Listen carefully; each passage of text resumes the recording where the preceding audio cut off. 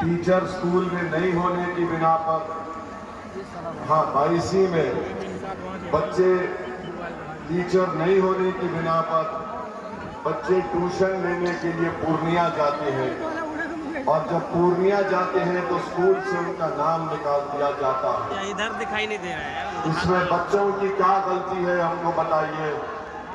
अगर टीचर होगा, स्कूल में तालीम होगी, तो बच्चे ट्यूशन के लिए पूर्णिया नहीं जाएंगे।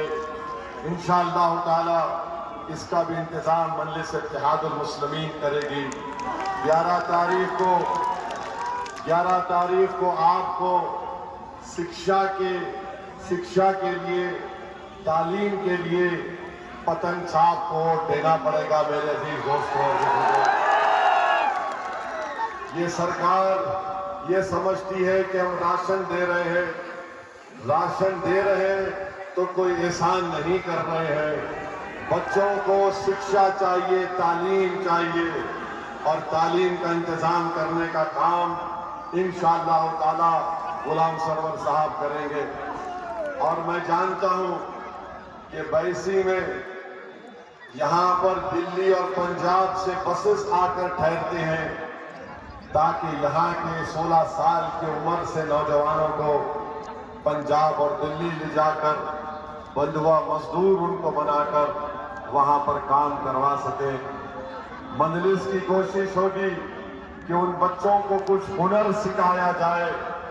ये 16 साल के बच्चे दिल्ली और पंजाब चले जाते हैं और फिर कुछ हुनर सीख कर नहीं आते, तो मेरी कोशिश होगी कि यहाँ पर एक स्किल डेवलपमेंट सेंटर बनाया जाए, ताकि हमारे बच्चे कोई स्किल हासिल करें और हुनर हासिल करें, ताकि वो यहाँ पर बैठकर कुछ काम कर सकें। किसान है, किसान को उनकी फसल की कीमत नहीं मिलती। मैं जानता हूँ सुप्रीम कोर्ट का एक केस है, उस सुप्रीम कोर्ट के केस में सुप्रीम कोर्ट ने कहा कि 22 में मासूम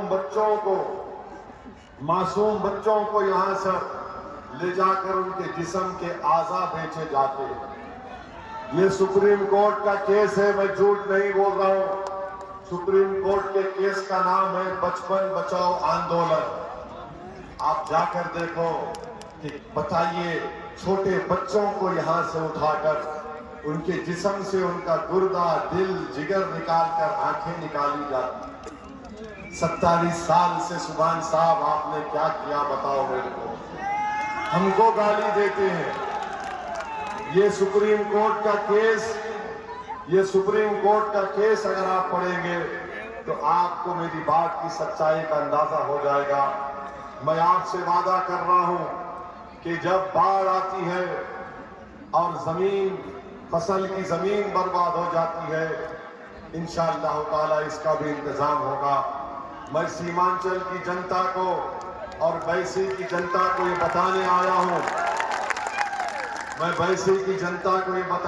हूं कि पूरे सीमांचल में सबसे ज्यादा, बल्कि 90% मुस्लिम बच्चे और बच्चियां 12वीं जमात का इम्तिहान मुकम्मल नहीं कर सकते। क्यों नहीं कर सकते? क्योंकि उनके लिए स्कूल का इंतजाम नहीं है। और तेजस्वी आकर ये कहते हैं सरकार बनाओ, मैं हर घर नौकरी दूंगा।